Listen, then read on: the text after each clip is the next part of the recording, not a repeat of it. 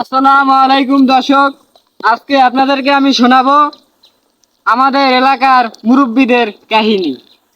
কাহিনীটা হইল যাইয়া শুক্রবার দিন ইমাম সাহেব আইছে মসজিদে নামাজ পড়াইতে।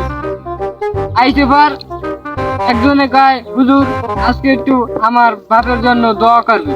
হুজুরে বললো আচ্ছা ঠিক আছে, দোয়া করবো। ওই বেড়ায় কষ্ট হইছে একটা 1000 টাকার নোট পকেটে রাখছে, দোয়ার পর দেবে হুজুরের। আর হুজুরে মোনাজাত শুরু হচ্ছে।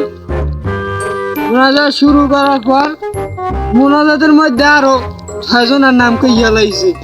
এখন তো ওই বেড়ার মাথা গরম, ভাই টাহা দিব আমি একলা, দোয়া করবে আরো 6 জনার, ইয়া হইবে না। এইবার মোনাজাতের শেষে হুজুরের পকেটে গুনিয়া 200 বার করিয়া এইবার হুজুরের দেয়। এইবার আবার মনে মনে কয়, দোয়াও বাড়িয়ে গেছে, টাহাও কমিয়ে গেছে।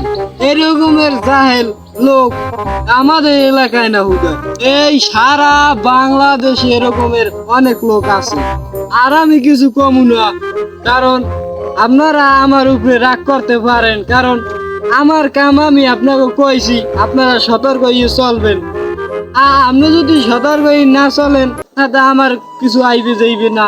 আপনারা যদি এরকমের নাফরমানি করেন তাহলে আপনাদের কবরে আপনারা যাবেন, আমার কবরে আমি যাবো, কেউ কবরে কেউ যাইবে না।